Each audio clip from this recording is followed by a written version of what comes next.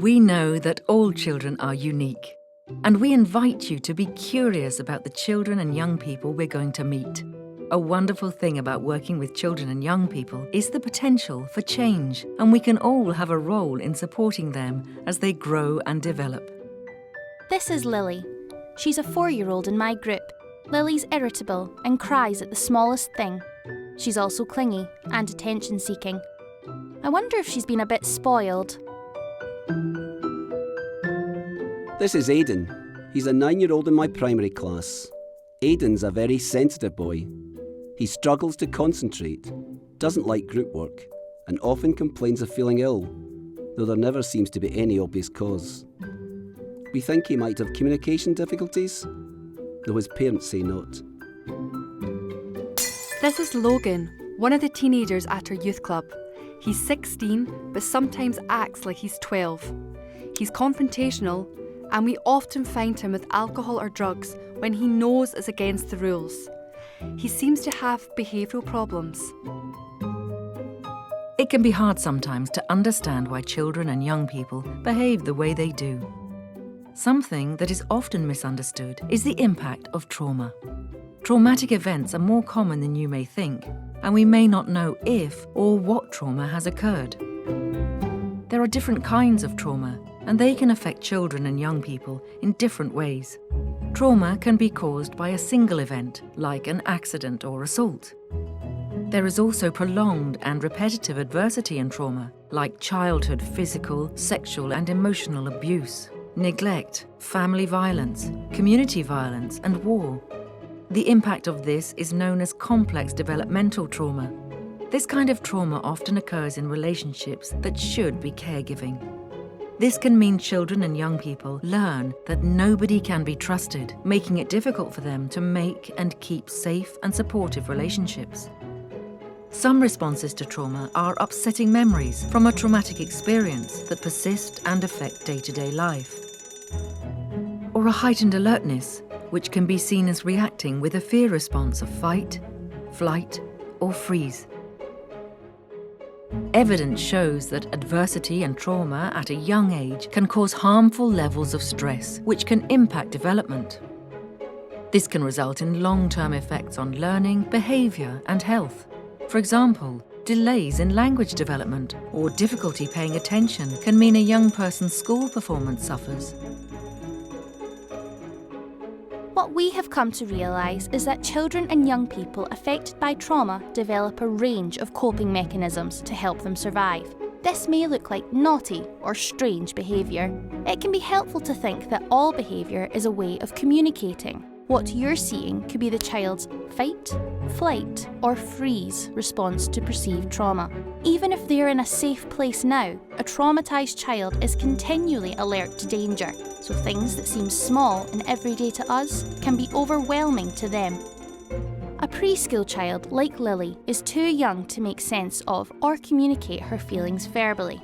So instead, you might see exaggerated physical, emotional or sensory responses, like tantrums, excessive crying, or being easily startled. Children Lily's age can also seem very demanding and clingy because they feel keeping an adult close can help protect them from danger, even if an adult has been the source of danger. Play that involves trauma can be their way of helping them to make sense of their experiences. Primary school children like Aidan can also find it difficult to express how they feel. They can often seem sad and fearful about their own and other people's safety. Sometimes I feel hot and shaky, and it feels like something bad is going to happen again. They can be preoccupied with what has happened and find it difficult to concentrate. They may feel overwhelmed by things like noise, smells and touch, or experience headaches and stomach aches with no obvious cause. I don't feel well. Adolescents like Logan can find it difficult to manage their emotions and can feel self-conscious about this. They can worry about being vulnerable and hide how they're feeling. I'm fine. Well, I can be fine for a while, and suddenly I'm not. Sometimes I get into a rage and I just smash stuff. They can find it hard to manage friendships and feel tremendous shame and guilt. They can also be aggressive and confrontational. Can't mess with me. Just try. And they can engage in risky or harmful behaviours as a way of managing their difficult feelings. Everyone who works with children and young people has a role to play in recognising the impact of trauma and helping to support a child or young person's natural strengths and recovery. Relationships really matter. Evidence suggests that a supportive relationship with one good adult is incredibly important. This is a safe, dependable and responsive adult who provides support to the child or young person. It's the opposite of their traumatic relationships when their needs were ignored. Supportive relationships like this have been shown to have a significant effect in helping buffer children and young people against the impacts of trauma. That one good adult might be a family member, a teacher, a youth worker, or you. You can help children and young people cope and recover from the effects of trauma by going at the child's pace and providing a different, healthy experience of relationships. Relationships where children and young people are offered safety rather than threat, choice rather than control, collaboration rather than coercion, and trust rather than betrayal. It's also important to empower young people by involving them as much as possible in what's happening and encouraging their unique qualities, skills and talents to increase their resilience. These are the principles of a way of working we call trauma-informed practice. Can you think about your own setting and how trauma-informed principles could be used? Promoting stability, safety and consistency in the child's environment is key. Routines and predictability are important and can help young people contain their distress. So in a preschool setting, this might mean making sure Lily is picked up at the right time and reassuring her that mum is on the way. Don't worry, your mum will be here soon. Supportive adults play a vital role in helping young people manage their emotions and behaviours. It's often referred to as the 3 R's, because it's about helping young people regulate their feelings, relating to them, and helping them reason why they may feel the way they do, or what can be done to help in each situation.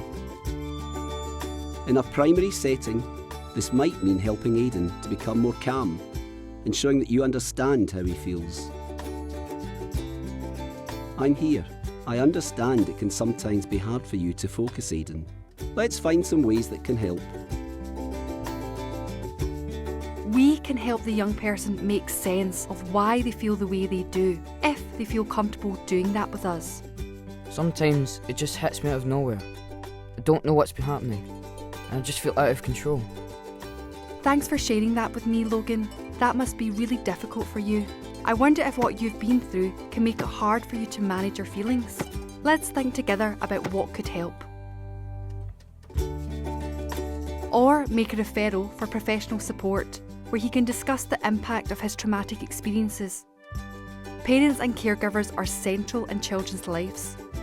Sometimes more than one generation of a family can be affected by trauma, so the child's parents or caregivers may need support too. We also may have experienced or witnessed trauma, so it's important to take care of ourselves and each other. Make sure you have a support network and think about who else can help. Even when adopting trauma-informed principles, it can take time to see changes, but you are sowing seeds that will help as children and young people grow and develop. It's helpful to use established review procedures. These can be enhanced using trauma-informed principles. And information shared can help to monitor their progress in and across services, whilst being sensitive about who needs to know what.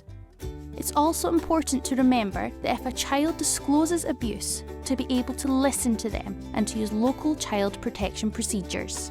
The good news is that change is possible. Children and young people are resilient and adaptable. Relationships and connections are key. What are things that you can take into your workplace to be more trauma-informed? Your role in providing a supportive relationship is vital in this and can help restore and build a young person's well-being and life chances.